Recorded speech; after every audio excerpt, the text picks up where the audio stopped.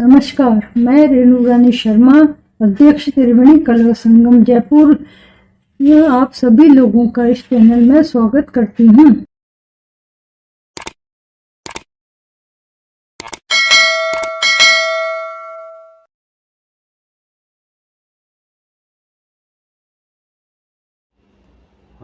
आज 26 अगस्त को जन्माष्टमी की शुभकामनाएं दे रही हूँ। 1995 को मैंने और डॉक्टर कैलाश शर्मा जी ने त्रिवेणी कला संगम की स्थापना की थी। हमारी संस्था ने कुछ पुस्तकें प्रकाशित की हैं, जिसमें एक है हम गीतों की। इसमें 200 गीत हैं जो हम ऑनलाइन सिखाते हैं। पुस्तक है कर्म योगी, इस पे एक फिल्म बनी है। इस पुस्तक को कर्नाटक यूनिवर्सिटी ने बीए फाइनल के सिलेबस में शामिल किया। ये पुस्तक डॉक्टर कैलाश शर्मा जी की आत्मकथा है, जो हमें आगे बढ़ने की प्रेरणा देती है। रेणु जी जयपुर के बड़े वाले मांगीलाल जी पंवार साहब हैं, मोहनलाल जी गुरु जी के शागिर्द। उनसे शास्त्रीय गायन सीखती थी और मेरे दोनों बच्चे जो है कथक और शास्त्रीय गायन की शिक्षा लेते थे। मांगीलाल जी पंवार साहब हमारे घर पे ही सिखाने आते थे, एक शिक्षक के रूप में ट्यूशन पढ़ाते थे एक तरह से, और परफॉर्मिंग आर्ट है तो वो सारी चीज़ें हमें सिखाते थे बच्चों को। मुझे मांगीलाल जी से सीखने का मौका नहीं मिला क्योंकि मैं नौकरी में, पंजाब नेशनल बैंक की नौकरी में बाहर था, लेकिन गुरुजी यहाँ पे आते रहते थे सिखाने। और धीरे धीरे उन्होंने राय दी कि आप एक संस्था की स्थापना कर लो, पैसे तो मुझे दे ही रहे हो। तो उनकी राय को मानते हुए हमने त्रिवेणी कला संगम जयपुर की स्थापना की और गुरुजी ही उसके अंदर सर्वा रहे शिक्षक के रूप में। बाद में डॉक्टर योजना शर्मा जी आई, गुलाम गौस जी आए, निसार खान साहब आए और कन्हैयालाल जी जबड़ा, और ऐसे बड़े बड़े गुरु जी, गिरधारी महाराज, वो क्लास कथक की लेते थे। बाद में एमए तक का हमें अलंकार जिसको बोलते हैं गांधर्व महाविद्यालय में, उसका परीक्षा केंद्र मिला। 2001 में हमने इंदिरा कला संगीत विश्वविद्यालय खैरागढ़ की बीए ऑनर्स, बी डांस और विद तक की डिप्लोमा परीक्षाओं का केंद्र लिया और यहाँ नियमित रूप से कक्षाओं का संचालन किया। और सैटेलाइट ब्रांच के रूप में बांसवाड़ा, भरतपुर, जोधपुर, श्री गंगानगर, इन जगहों पर हमने बच्चों के सीखने की व्यवस्था के हिसाब से शाखाओं का विस्तार किया, सैटेलाइट शाखाओं का। और हमारी जो शिक्षा थी बच्चों के लिए, वो फलती फूलती गई। देखते देखते हज़ारों बच्चों ने हमारे यहाँ से परीक्षाएं पास की। आगे जा कर के कई बच्चे पीएचडी भी हुए, कई फिल्मों में गए, नाटक में नाम कमाया। तो ये हमारी संस्था का एक तरह से सौभाग्य रहा, भगवान की कृपा रही और हम आगे बढ़ते रहे। तो साथियों, साहित्य में कहा गया है, बहुत बड़े बड़े साहित्य में, कि नारी शक्ति है, उसके बिना पुरुष आगे जीवन में कुछ भी नहीं कर सकता। नारी जननी है, माँ है, बहन है, प्रेयसी है, अनेक रूप हैं नारी के, और ये हर किसी के जीवन में प्रेरणा का स्रोत रही है। हालांकि कवियों ने अपने हिसाब से, कवियों ने और लेखकों ने नारी का स्थान बताया। जैसे एक कहावत है, ये कवियों की ही लिखी हुई है, कि जो है मैथिली शरण गुप्त ने लिखा है कि अगला जीवन हाय तुम्हारी यही कहानी, आंचल में है दूध और आंखों में पानी। इसका साहित्य में तो गंभीर अर्थ है, लेकिन सीधा साधा अर्थ यह निकाल सकते हैं कि नारी है जो केवल आंसुएं गिरा सकती है, कमज़ोर माना गया उसको। कि उसके आंचल में तो दूध है, वो अपने बच्चों का पालन पोषण करती है और आंखों में पानी है।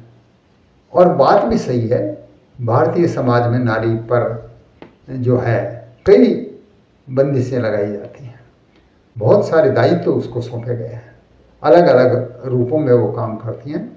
खेत में मजदूरी भी करती है, बच्चों की शिक्षा का भी करती है, खाना भी बनाती है, गाय भैंसों का भी गांव की औरतें करती हैं, ये सारा करती हैं। और ये करके भी और अपनी परंपरा को, बाढ़ त्योहारों को निभाती रहती है, मेहमानों का स्वागत करती है और ये मानती है कि मेरे पीहर की पक्ष से कोई ओड़मा नहीं आ जाए। ओड़मा का मतलब शिकायत, कि भाई वहाँ ससुराल में जा कर के अच्छा काम नहीं किया। तो ये सारी बंदिशें नारी पे हैं।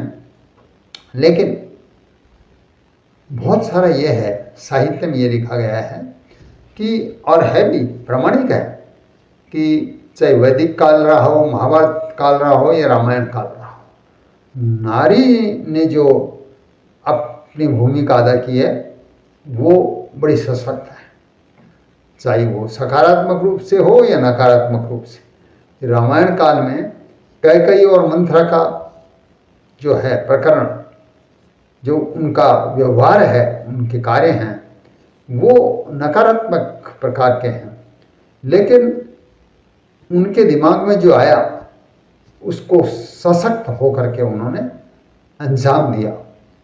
और मंथरा के बहकाव में आके कैकेयी ने जो है महाराजा दशरथ से राम को वनवास मांगा। और उनका ये कि देखिए, नारी का मन, कि नारी में से सीता ने कहा कि मैं वन में जाऊंगी, इनको तकलीफ नहीं हो, तो उर्मिला जो थी लक्ष्मण की पत्नी, उसने उनको रोका नहीं, लक्ष्मण जब साथ जा रहे थे, और एक तरह से अकेली रहने का संकल्प लेकर के और अपने पति को प्रोत्साहित किया। तो ये भी नारी शक्ति है कि सबल होने की उसने स्थिति अपने बताई, कमजोर नहीं पड़ी वो, न और किसी को, भरत वगैरह को या लक्ष्मण को कमजोर किया। भरत जी का देखिए कि उन्होंने राज्य स्वीकार नहीं किया और खड़ाऊ रख के 12 वर्ष तक का जो है वो वनवास का समय पूरा किया। राजा नहीं बन के, सेवक बन के लेने में गए, राम जी नहीं आए, तो ये भरत जी का आचरण था। इस तरह के बहुत सारे प्रकरण मिलते हैं। महाभारत काल में देखिए कि जो है धृतराष्ट्र अंधे थे, लेकिन गांधारी ने एक तरह से उनको प्रेरित किया राजा का दायित्व निभाने के लिए। और गांधारी ने कहा कि आप नेत्रहीन हैं, तो मैं भी जो है दृष्टि का उपयोग नहीं करूंगी, तो आंखों पे पट्टी बांध ली उसने। तो देखिए, ये भी नारी शक्ति का एक रूप है कि वो कमजोर नहीं पड़ी, दूसरे को कमजोर नहीं होने दिया। तो रामायण महाभारत हो या सीता अनुसुईया, सती सावित्री जैसे और उदाहरण देखने को मिलेंगे। नारी कमजोर नहीं रही है, सबल रही है। आगे देखिए, भारत की आज़ादी का समय आया तो झांसी की रानी लक्ष्मीबाई, कैप्टन लक्ष्मी सहगल, ये ऐसी अनेक औरतें आई। शिवाजी की माता जी जीजाबाई, जिन्होंने शिवाजी को राष्ट्रभक्त बनाया, शिक्षा दी और प्रेरित किया। तो ये अनेक उदाहरण हैं ऐसे।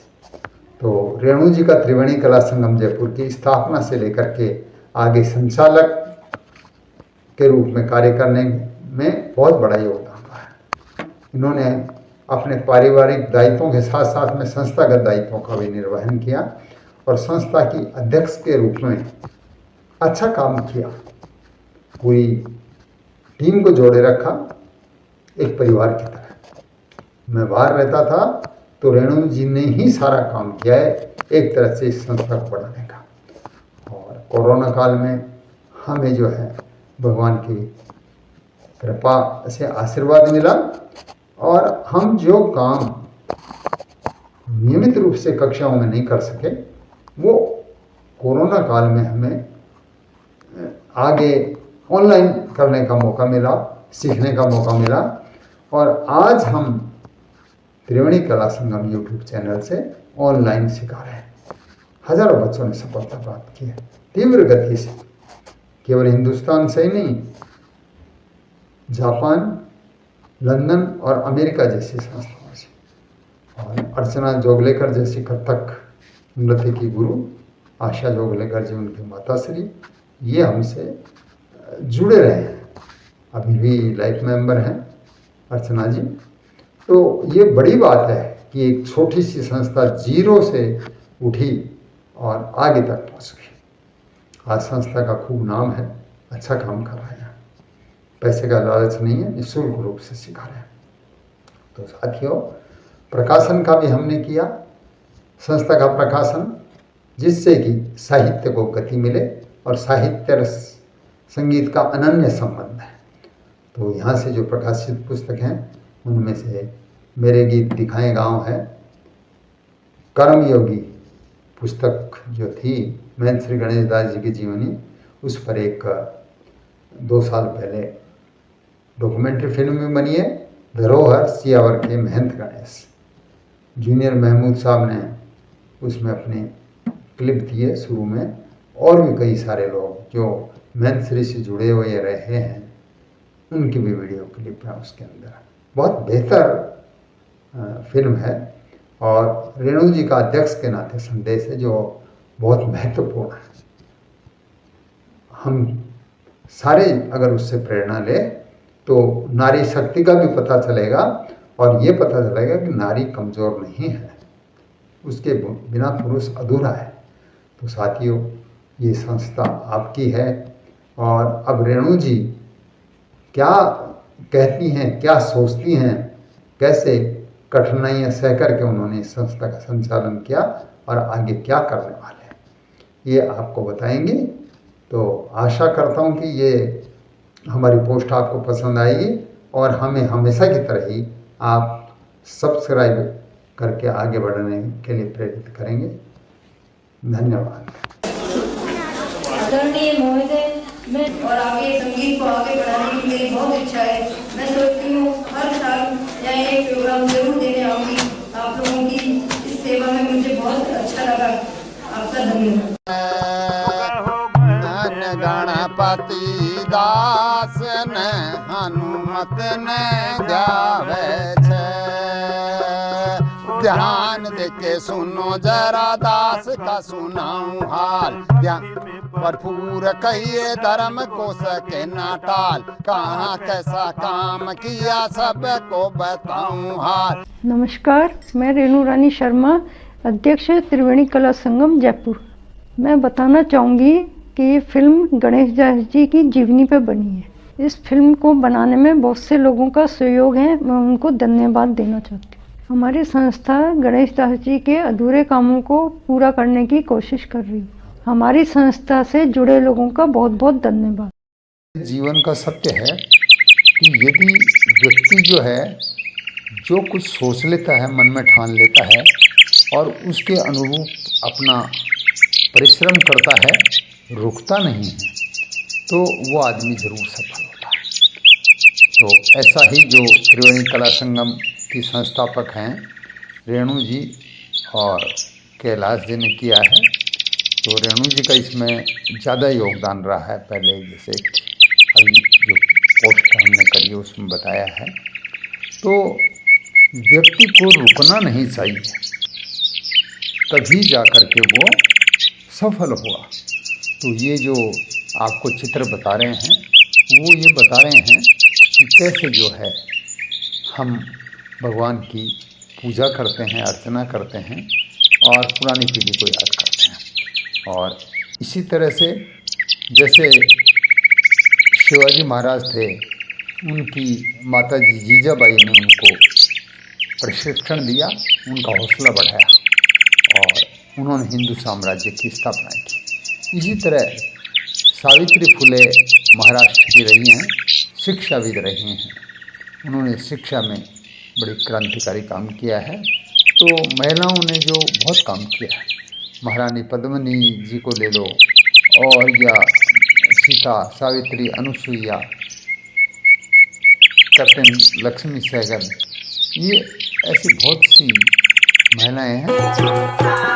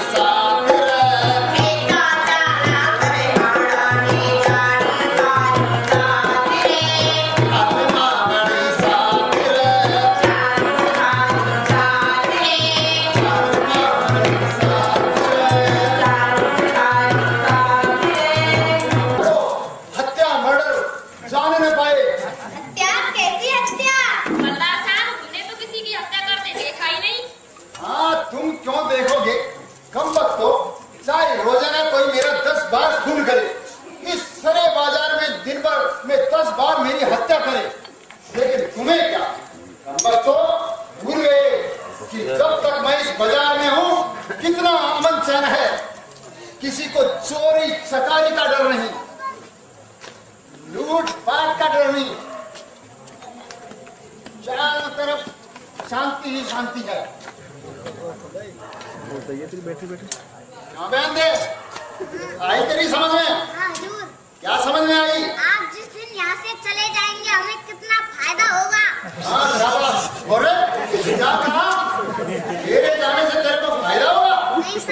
हाँ शाबाश। चलो सारे बोलो, आपके चले जाने से हमें बहुत नुकसान होगा। क्या होगा? शाबाश। चलो तुम सब अपना अपना काम करो, मैं भी अपना काम करता हूँ।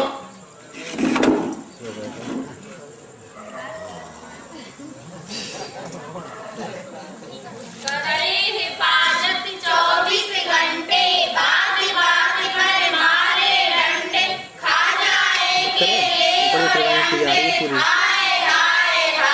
नमस्कार दोस्तों, मेरा नाम जूनियर महमूद है। बड़ी खुशी हो रही है मुझे क्योंकि त्रिवेणी कला संगम उन्होंने मुझे उप अध्यक्ष के रूप पे चुना है और मैं डॉक्टर कैलाश चंद्र शर्मा जी का दिल से शुक्रिया अदा करता हूँ कि ये उपाधि से मुझे नवाजा गया। और मैं उम्मीद करूँगा कि जो उन्होंने मुझसे उम्मीदें लगाई हैं उस पर मैं खरा उतरूँ। जहाँ तक मेरे क्षेत्र का लिहाज है या कहीं आर्टिस्टों की दुनिया है, तो मैं कोशिश करूँगा कि इस कला संगम के थ्रू, त्रिवेणी कला संगम के थ्रू जितने लोगों की हो सके, नए नए लोगों को चांस दें, हम अच्छे अच्छे कलाकारों को लाकर आपसे मिलाएं हम, और साथ साथ ये कि अच्छे काम करें समाज में।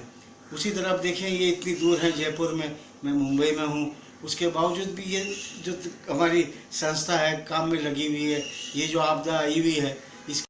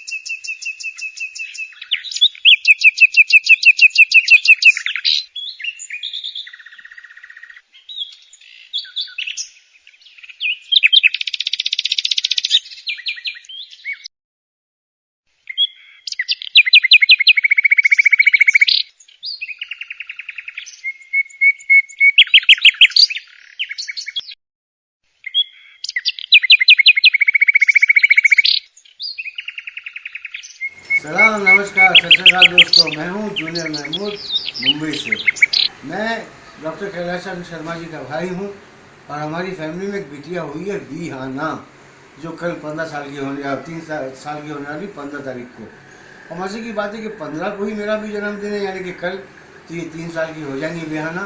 तो दिल से दुआ है मेरी, और आप भी सब दुआ करें कि मालिक इस बच्ची की ज़िंदगी बहुत खुशहाल रखे, बहुत तरक्की करे आगे चल के ये। और इंशाल्लाह मैं जब जयपुर आऊँगा पक्का विहाना से मिलूँगा। Vihana, all the very best, god bless you, happy birthday. मैं चेतना शर्मा त्रिवेणी कला संगम जयपुर के इस 25वें स्थापना दिवस पर आप सभी का हार्दिक स्वागत करती हूँ।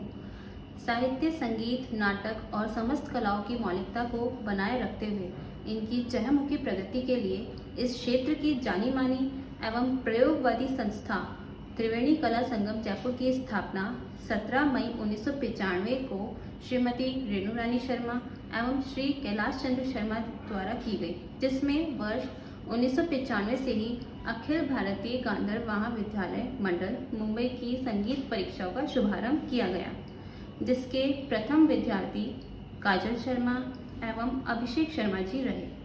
हमारे द्वारा आज अपने 25वें स्थापना दिवस पर त्रिवेणी कला संगम नामक एक YouTube चैनल का इस शुभारंभ किया जा रहा है, जिसके द्वारा हम परंपरा, संस्कार, संस्कृति, साहित्य, संगीत, कला, पर्यटन आदि से संबंधित हर विषय की न केवल आपको जानकारी देंगे, बल्कि आज के इस डिजिटलीकरण के युग में आप हमारे मार्गदर्शन से कैसे लाभ उठा सकते हैं, यह भी हम समय समय पर आपको बताएंगे और ऐसे लोगों को आगे बढ़ने का मौका देंगे जिन्हें अब तक कोई मंच नहीं मिला है।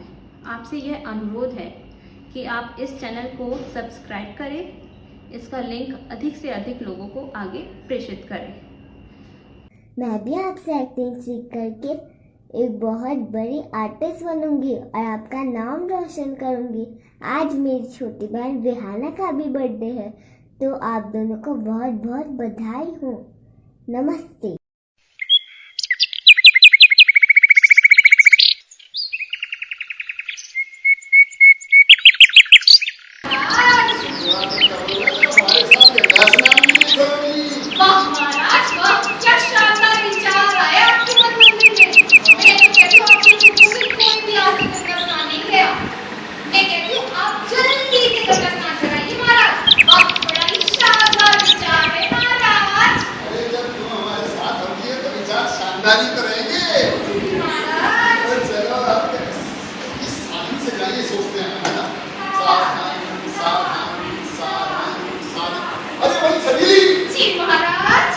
ये बता कि ऊंट की सवारी कैसी रहेगी? वाह महाराज, वाह, बड़ा ही उत्तम विचार है।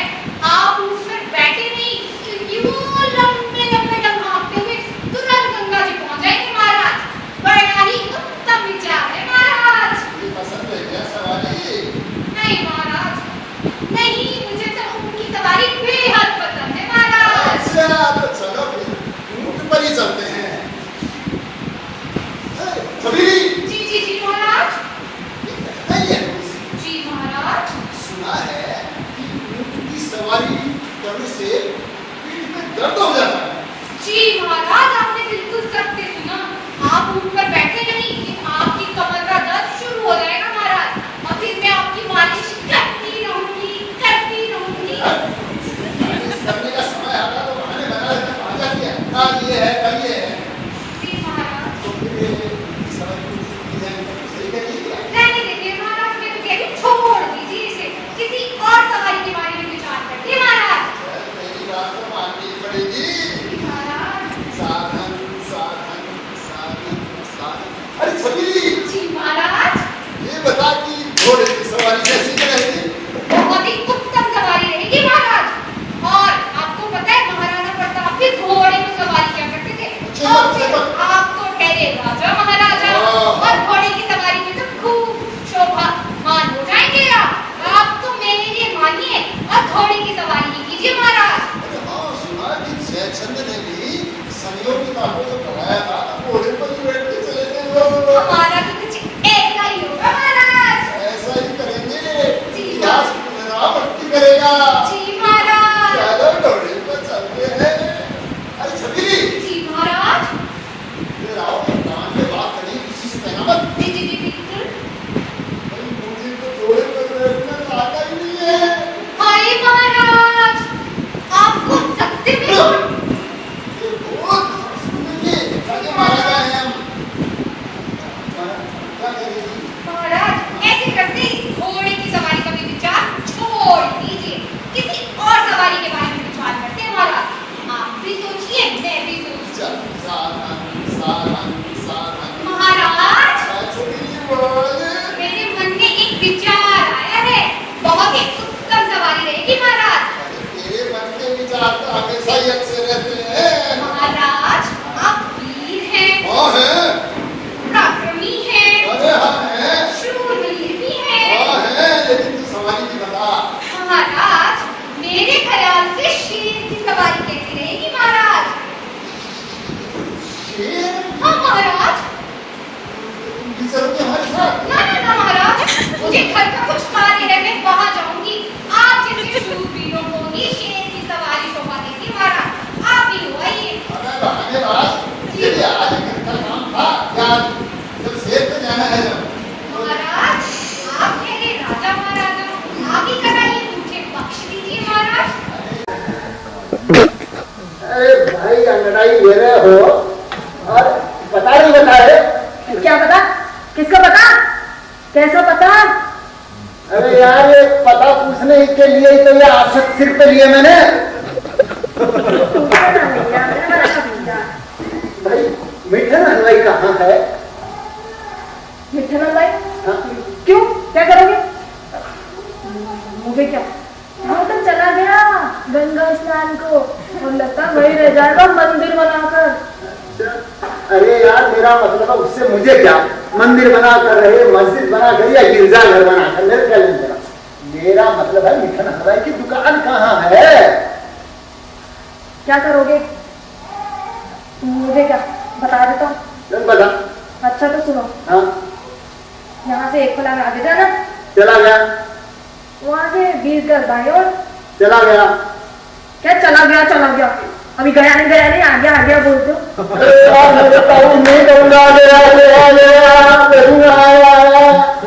बता दिया। बताता हूँ कैसे बन गया? बता दो मैं था कहाँ। अरे यही था भाई, था अब खड़ा है। मेरा मतलब मैं कहाँ तक पता बता चुका था। अरे 20 गज बाई और चले गए, मेरा मतलब जाने को कहा था भाई।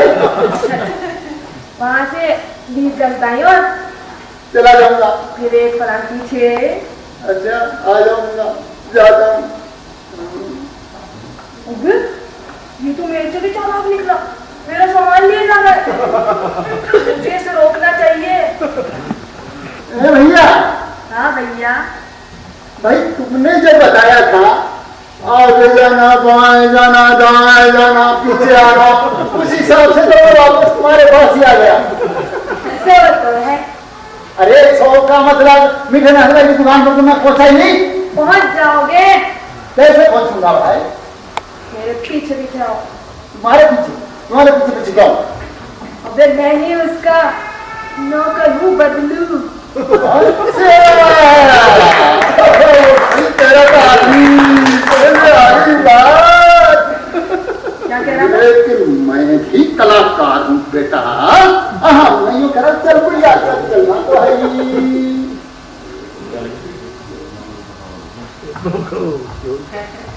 बस इधर।